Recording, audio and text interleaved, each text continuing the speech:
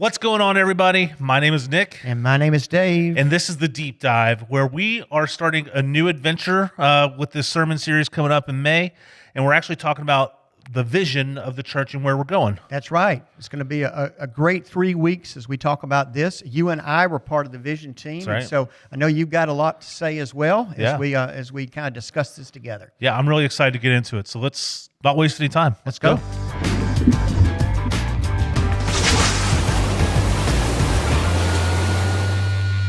Well, Dave, we're going to waste a little time just because we always have a little bit of banter up front. But I hear that as we're kind of approaching the end of the school year and all that good stuff, that Teresa's about to retire. Is that right? That's right. We're getting down towards the end of school, Yeah. and the kids are excited about that, and teachers are excited about that. And my wife, who is a teacher, is very excited because she is retiring after 40 years of teaching, Wow. and we're having a celebration for her at the school this Thursday. So, yeah, That is awesome. there's that. So if you see Teresa around, give her a big hug and say congratulations, because that's quite an achievement. 40 years. Yeah. I bet she has some funny stories. Yeah, how many weeks left? I mean, I'm sure you know. Oh, Your girls man. are probably telling you. I think there's 4 weeks left. We're really coming down to it. Yeah, Teresa thinks there's 3, so I think there's 4 too. Maybe she's just like It's a really, whole month of May. Yeah. They get out right before Memorial Day, I think. Sure, yeah. So Not much. She'll be here before you know it. yeah. That's what we're already like. Oh man, are we signed up for all of our camps? Are we signed up? Yeah. Anyway, well, let's get into this, Dave. Sure. We're here to talk about vision, kind of let you guys in on the process a little bit, kind of explain some things, maybe dive a little deep into why we chose certain stuff. But Dave, you kind of talked about it in the service on Sunday. Do you want to kind of give us a quick summary about it? The title of the series is Vision Frame because it's part of the process that we use to develop the vision. We had a team of folks that worked on it. We may talk about them a little bit more as we go along. But Vision Frame was how we approached it. If you think about a frame, picture frame, it's got 4 sides with the picture in the middle. Before you get to the picture, which is your vision, you need to build the outside. Yeah. And so that's what we did as a team. And there are 4 components to that. Kind of the baseline, the most important thing is your mission. Right. And we'll talk about the difference between mission and vision a little bit as well. But mission is what never changes. That's your reason for being. That's who you are. That's what you do. And the mission of our church, and really should be All every churches. church's, is to make disciples of Jesus Christ for the transformation of the world. Straight from the Great Commission. That's straight from the Great Commission. That's actually the way that the Methodist Church phrases it. But yes, it should be something like that for every church. And then another side of the frame is your strategy. And that's how you kind of organize for your mission and vision. And so as we started to explore that and look at different models, we realized we had a great working model that was here. We can improve on it, but it's already in place. People understand it. Matt Nelson, who was my predecessor, did a lot of work on it, and it's a great model. Yeah. And that is the connect, grow, and serve. Yeah. And so we understand that language, and so that's how we kind of organize for making disciples here. So there's 2 more sides. One of the sides is where we spent a lot of our time, and that was looking at core values. And so we'll talk about that a whole lot next week. We won't talk about it too much this week. And then the other side was simply the milestones. How do you know that you're being successful in working through your values and being on your vision? And so you set goals, achievable short-term goals. And so we got 2 or 3 of those that we're working on. And so that sort of made up the 4 sides. And then as we did that, and we looked at a lot of other materials as well, we came up with the vision statement, which is how we are making disciples here, or what disciple would look like here at Hickory Flat. Why don't you share that? Yeah, so after kind of the discernment process of going through the core values, of just talking through it, we came up with a vision statement of empowering hope, joy, and purpose. And we wanted something that was simple, something that was easy to remember, but that is something that we'll be striving for. I mean, this is probably a 3, maybe a 5-year vision of moving our ministries together in unison. We are going to talk more about the core values later, but one of those is united in ministry, and that's such a powerful statement, to be united in ministry.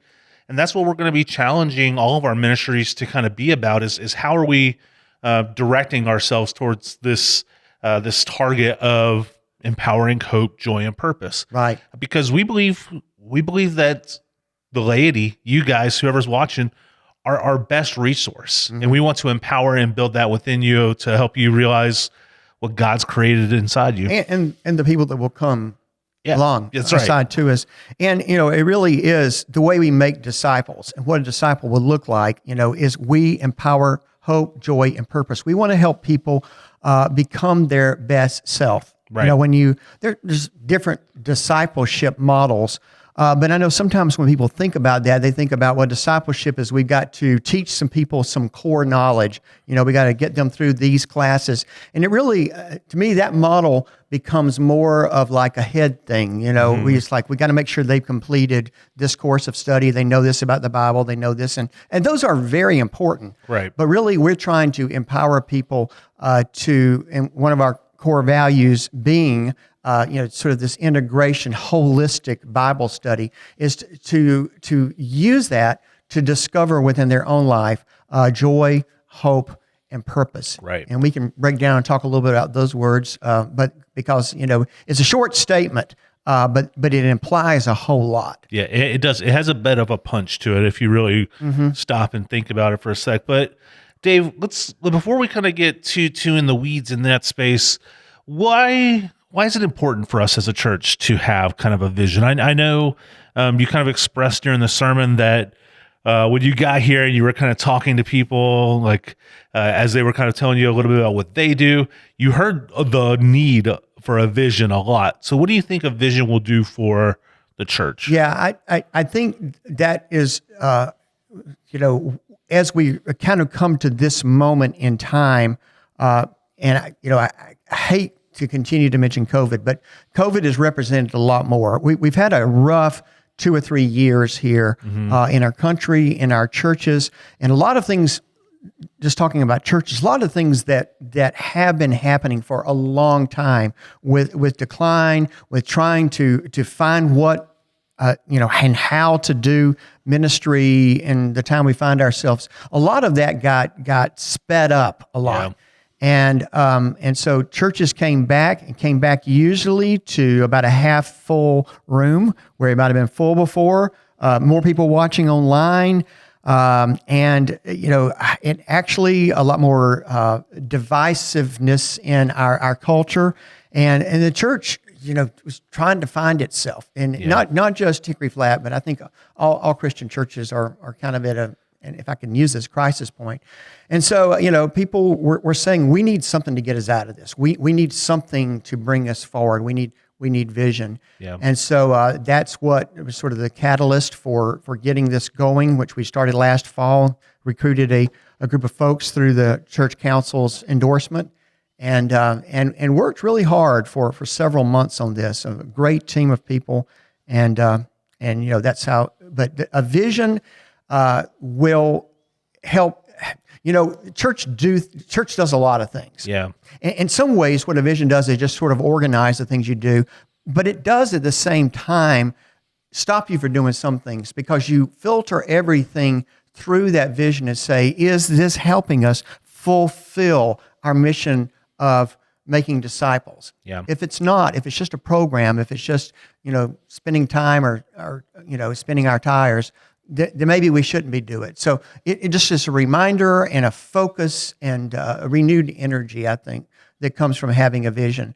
The last couple of churches I've been through, it was a different time, but we worked on vision there, and I really saw the difference it made before and after once we really got tracking on vision. Yeah, I think when we talk about vision, I think one of the cool things that I kind of hear from people, and I've seen from people as you kind of are able to express something clear that your organization's about, whether it be church or other places, that it helps people understand why you do what you do. That's right. The why is important. Yeah, and I think we're one of a lot of churches here in Cherokee County. You don't have to drive far. You could probably throw a rock this way and hit a church, but the beauty of the body of Christ is that we all have our own unique style and our own unique purpose. And within that, we want to, like, we're creating a vision that kind of says, like, here's how we're going to make disciples here at Hickory Flat. And this is what we're pushing people towards, and trying to get everybody together to say, like, hey, I need your gifts and talents to accomplish this as well. And saying, like, this is something you can be a part of, as opposed to kind of saying, like, you all can do something. It kind of gives us something centralized to say, I can get behind this. Right. When one of the resources that we used asked the question, "What is your church called?" You know, one in 10,000. You know, your church and your church alone in the specific place we are, specific location that you are, the specific time that you are, the specific congregation that you have, with the passions and the gifts and talents that they had. What is God calling you to do? Yeah. You know, it's 1 in 10,000 with churches, because all churches, let's face it, do a lot of the very similar things. They may call them similar, but we have a unique mission here, a unique vision that is for us in this place and time, I think. And just so you guys know, and maybe we'll talk a little bit about this in process, this wasn't just something that 6 people got around the table and said, we want to just do this.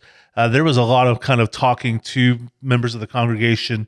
I think we probably polled through our questionnaire that we sent out, and through a couple like brainstormings. I think we probably talked to about 150, 200 people at some level about something involved in the mission. So right. And even that vision statement, and I meant to say that when I was talking earlier, that wasn't done just in, isolation. Yeah. We worked on it and then went to some of the leadership groups and said, what do you think about this? And most everybody liked it. We got some feedback and changed a few things, particularly in the way we were wording some of the core values. Yeah. And so it was really helpful to do that. So it definitely was not done in isolation. It was done with the feedback and, kind of shared vision of the church. And we also think that it's something that already kind of has a foundation here to start from. Yeah. We don't feel like we're starting from scratch. Yeah. We feel like we're building upon what's already been started here, and the good ministry that we've come from and also done.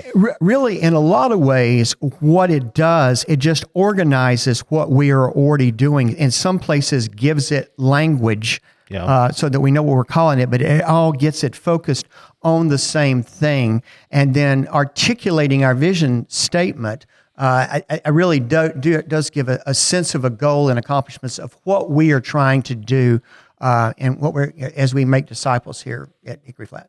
So we have the statement, empowering hope, joy, and purpose.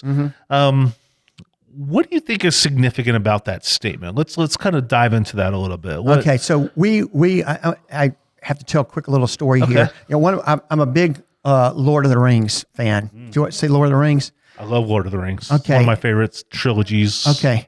So there is this scene in Lord of the Rings, and Tolkien was a Christian, so there's a lot of symbolism and a lot of Christian imagery in it.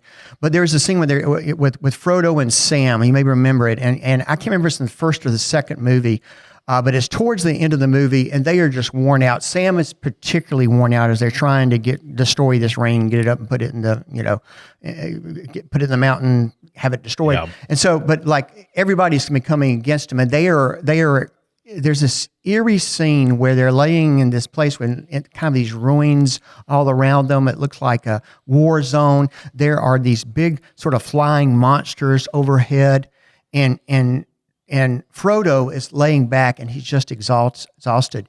And so he says, I can't do this anymore, Sam. And Sam says, I know. He said, all by all rights, we shouldn't even be here. But when I'm here, I think about those old stories, the stories that they used to tell. The people that like there, it was why even go on? But yet, because of this hope that they had with them, they went on, and because those people were holding on to something. And Sam goes, what were they holding on to? And he says that there is some good in the world. And this is just a passing shadow, that the light will come again. And so in all this difficulty that we've come through, it's easy for people just to throw their hands up, walk away from church, walk away from anything, and just kind of give in to the moment. But to have that hope that comes from our faith, to energize people with that, is that, sometimes we think it's going to take this big wave of something to bring about change and transformation, but it's really good people sensing their purpose and these little small acts and these small deeds of kindness that changes the world. Yeah. And so we want to instill that hope and purpose in people. And then joy is part of that. All three of them go together. But joy is different than happiness. Yeah. You know, I've heard that, you know, that joy is in your heart, happiness is on your face, you know. And joy in some ways is a decision to live. So that's what discipleship, that's what we want a disciple to look like. Yeah. It's someone who has been infused with this hope and this joy and this sense of purpose. And that's a whole thing too, of discovering your purpose for changing and transforming the world for Jesus Christ.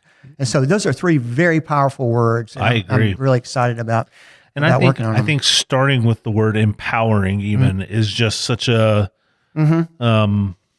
such a powerful statement because, you know, as a person who, especially when I was younger, you know, I would say I had some like self-esteem issues. I didn't see myself as valuable as other people even might have seen me and myself. You know what I mean? Like they would see things in me that I'd be like, okay, I'm not sure about this. Do you know what I'm saying? And I think the concept of empowering really takes us to a root of, it doesn't matter how you feel about yourself. God has put something in you, and we want to help bring that out of you. Like we want you to see that you have such a divine purpose that, like, and it doesn't have to be like, hey, you're going to create the next thing that goes to Africa or whatever. It could just be like, you are really good at organizing things, and we want to bring that out of you and let you use that for the glory of God. Do you know what I mean? Like finding whatever that is and saying, hey, you have very like strong value here. Yeah. And we need want you. to find that and use we that. need you. This is a safe space to be here and work on finding your purpose. You know, Yeah. last week we talked about doubt, bringing your questions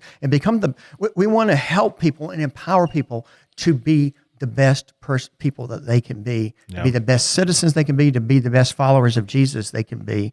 And, we do that in community and working it out here together. Yeah. And that's something we'll just continue to try to push through our ministries and build that within and work that through. I noticed you put up and it's a quote we talked about many times through the process. We used it's not a curriculum. I guess it's more of a strategy guide of how to develop your own strategy or your own vision, and called Future Church. And in there they had a statement. How they word it? That the Church of America is overprogrammed and under-discipled, or something like that.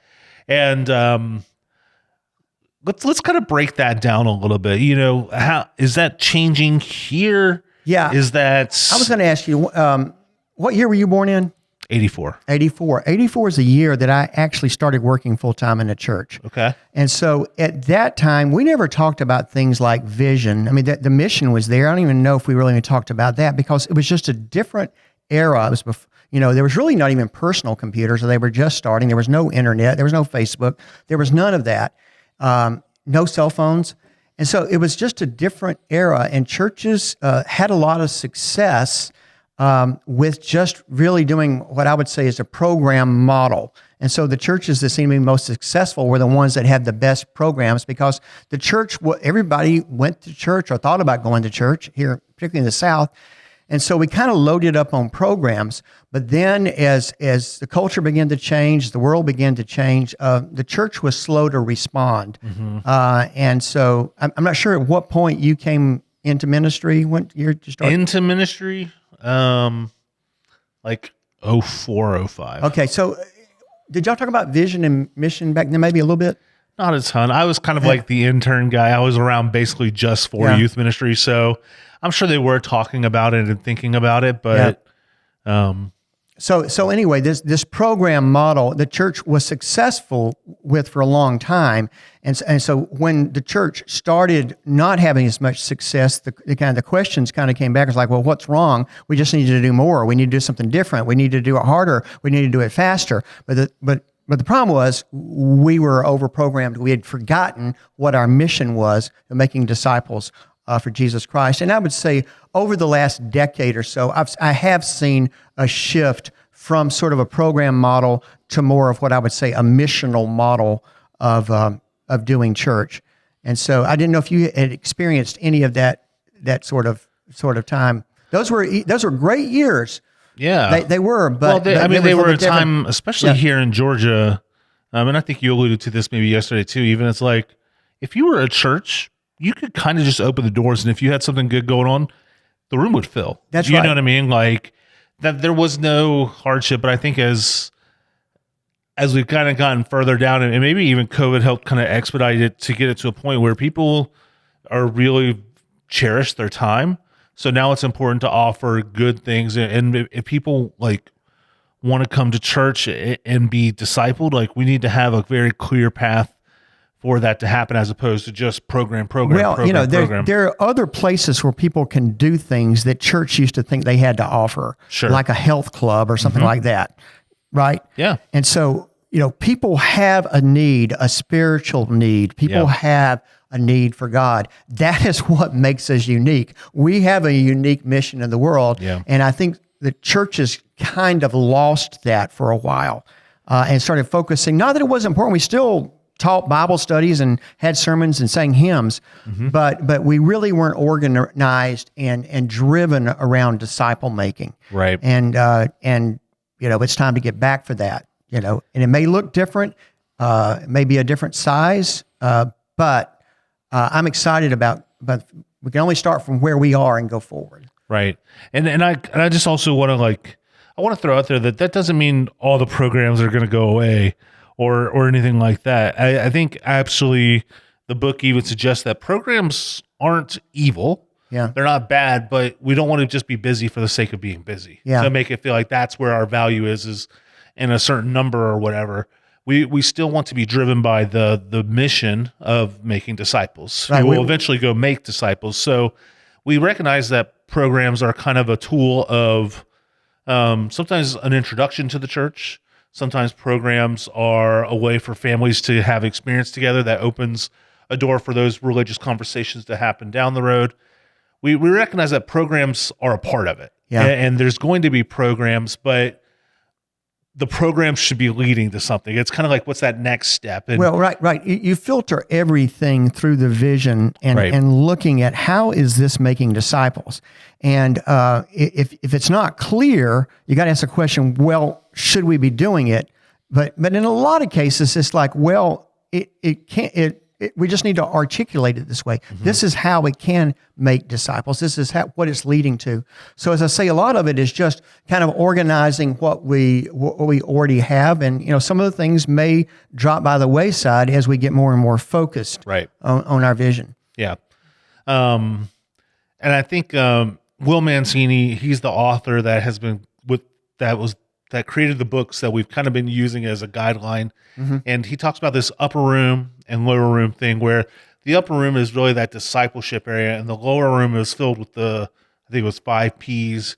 Right. Program, people. Yeah, people are going to choose a church for the same reasons. They're, place, location, place. Personality. Sometimes they like the preacher, they like the worship leader, they like the executive pastor. They're going to be about personality, or their friends are there. Right. Or they have some program that they like. They have a good preschool. Right. And so all those things are great tools and great resources, but it's building, those bridges to get folks into the upper room of making disciples. Right. We don't want that to be where the experience stops, because we want to get people into a discipleship with their 100%. Lord and Savior. Yeah. So, what's at the very end of this, we kind of have this vision statement. We have this target that we're pushing forward. Do you see it? How do you see it changing us overall? I think that that it's going to energize us. It's going to give us a sense of purpose. I mean, you said it already. When you find your purpose, it gives you self-esteem. You see how it works together, and you don't feel like we're kind of running against each other and pulling against each other. That we're all kind of working on this together, and we're going to find ways of celebrating how we are seeing the vision fulfilled. How we are empowering hope, how we're empowering joy, how we are empowering purpose, and each week reflecting and looking back and saying, "Hey, friends, thank you for the work that you've done, the ministry that you have. This is how we did it this week." Yeah. And as you hear those stories, it just energizes you to do more. And I think it's going to clearly help us, with some things we may need to start and some things we may need to stop. Yeah. So, but I do think it does have to do with the self-esteem and purpose. And then, when something may not be successful in the way that we used to deem it, like numbers, we may not get all hung up on that because we'll see how it's working to fulfill what our vision is. Yeah. Yeah. Well, Dave, I think this is exciting. I think this is a great start. I'm excited to really dive into the core values. Particularly, that was one of them that I was like, I really geeked out over because finding those 4 or 5 things that really kind of say like, here, it's almost like here's what we're going to be about. That's what these core values kind of do for us. And yeah, it's great. And there's great examples of where that's already happening here. Yeah. One thing I'll say now, we may repeat it next week, was the core values we worked on. We have lots of values in the church, but we had to find out what is the DNA here. Yeah. And sort of the instructions were to do no more than 5. And they had to kind of be briefly stated, preferably to 2 words.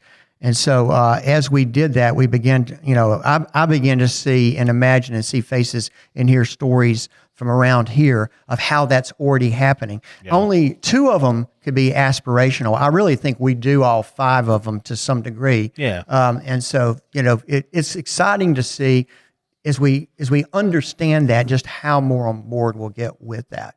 And I think it's just exciting stuff. For me personally, it's especially coming out of COVID, as you expressed earlier, it's something that I've longed for. Yeah, I'm a teamwork guy, so like I want to be pushing towards something with other people. Like let's right. And go. I mean, if you were going, you wouldn't like. Well, maybe you would, because there are those kind of there are those kind of tours that you can go on, the kind of mystery tours, and some people like that adventure. But most people, when they're going, they want to know where they're going. Yeah. And so I think that does give that sense of purpose and identity and self-esteem, for that inspiration. So yeah. Well, Dave, do you want to give us kind of I think we already kind of did a pre look at next week. Was there anything else you would say about it? Mother's Day. It's Mother's Day. Yeah. And so, for a lot of us, when we think about our values and where that kind of got into our DNA, it came from our moms. And so we'll be celebrating moms this weekend, as well as talking about the core values. Yeah. Well, guys, thank you so much for watching, giving us some time and space. And I do want to just continuously encourage you, please interact with us. And drop something in the comments on Facebook or YouTube. Send us an email at thedeepdive@hickoryflat.org.